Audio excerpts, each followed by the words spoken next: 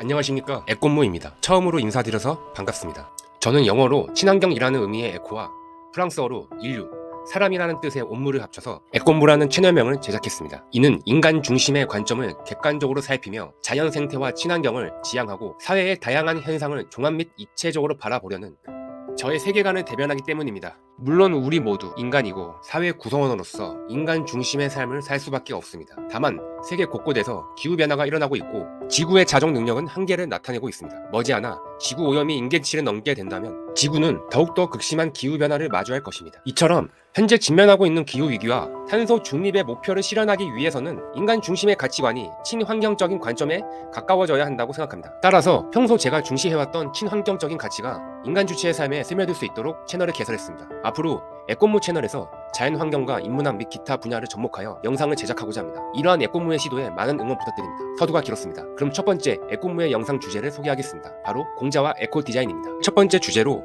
공자 선생님 이하 공자를 결정한 이유는 복잡하고 급변하는 현대시대에 우리가 기억해야 하는 인물로 공자가 필요하다고 생각했기 때문입니다. 그는 동양사상의 시조이며 시작입니다. 추후에는 서양 철학가들도 재조명해보겠습니다. 공자의 저서로 알려진 논어는 공자가 직접 집필한 것이 아니라 그의 제자들이 스승의 언행을 기록한 책입니다. 현 시대를 살아가는 인류도 공자의 제자라는 관점에서 ESG 시대에 필요한 물음을 공자의 말씀을 통해 답변하고자 합니다.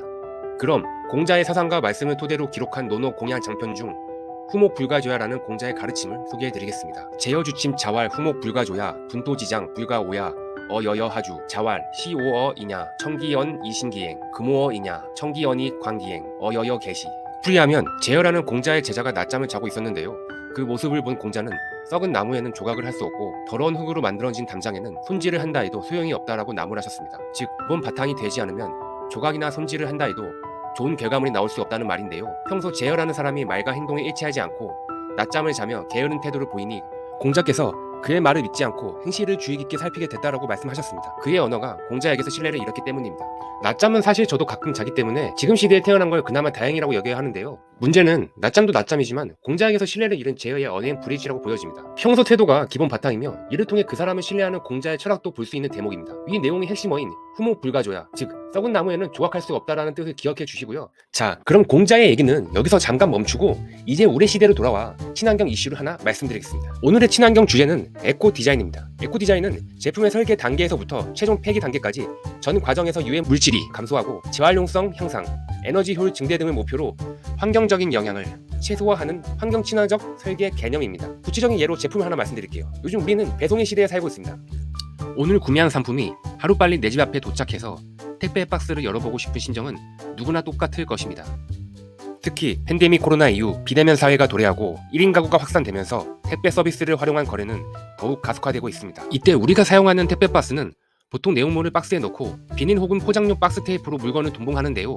이러한 테이프는 환경 오염의 심각한 주범입니다. 특히 포장용으로 많이 사용하는 OPP 테이프는 100년이 지나도 썩지 않는다고 합니다. 또한 테이프로 포장된 박스 골판 재질의 경우 분리수거 시 어려움이 있기 때문입니다. 이러한 테이프의 오염을 방지하기 위해서 실제 판매 중인 날개박스라는 제품이 에코 디자인의 예입니다.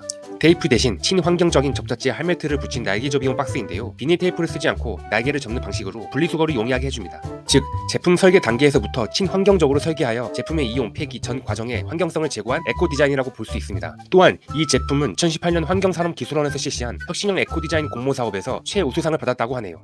자, 그렇다면 앞서 소개하는 공자와 에코 디자인을 저희 철학인 에코무적 관점으로 바라보겠습니다. 공자께서는 평소 태도와 기본 자세, 그런적인 마음가짐에서 비롯하는 행동을 강조하셨습니다. 평소에 성실성이 바탕이 되어야 그 사람의 말을 믿게 되는 것이지요. 마찬가지로 지구가 지향해야 하는 에코 디자인도 제품의 에너지 효율을 극대화하고 낭비를 최소화하기 때문에 제품 자체의 설계 단계에서부터 환경 친화적인 방식으로 제작되는데요. 공자의 관점에서 보면 이는 조각할 수 있고 손질할 수 있는 나무와 담장이 됩니다.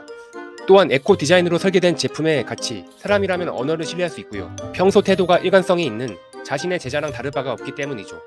잠깐, 제어는 제외고요. 즉, 에코 디자인적 시도는 제품의 생산만이 목적이 아닌 인류와 공생할 수 있는 지속 가능한 가치를 그 바탕에 두고 설계되었기 때문에 친환경 가치 구현의 일관성이 충족되죠. 이처럼 현대 ESG 시대에서 그 근본인 환경 친화적 가치를 갖고 있는 믿을 수 있는 제품이기 때문에 공자도 그 제품의 지속 가능한 가치를 믿을 수 있다고 생각합니다. 일시적으로 혹은 거짓말로 환경을 외치는 그린워싱의 현상은 논어에 나오는 제어와 같죠. 평소에 환경성을 위해 노력을 하지 않으면서 어느 순간 제품의 환경성을 홍보하는 녹색 위장 제품이기 때문입니다. 때문입니다. 이처럼 공자의 사상은 몇천 년이 지난 지금에도 현 시대의 언어로서 재해석이 가능합니다. 오늘날 친환경성이 사회적인 키워드로 부각되어 각 산업계, 금융계, 정계에서 ESG 그린펀드, 녹색 ETF 등 다양한 개념으로 불리고 있습니다. 꿈무적 관점에서는 이러한 오늘날의 용어들이 공자의 사상과 그리 멀리 있지 않다고 생각합니다. 다소 부족하지만 감히 공자의 사상을 다시 되짚어보고 에꼼무라는 영상 채널에서 재해석해 보았습니다. 앞으로 이러한 시도를 계속하고자 합니다. 그럼 인류의 생각이 친환경적이고 인문학적으로 풍부하게 논의되기 바라면서 이번 에꼼무 영상을 여기서 마치겠습니다. 구독과 좋아요를 부탁드립니다.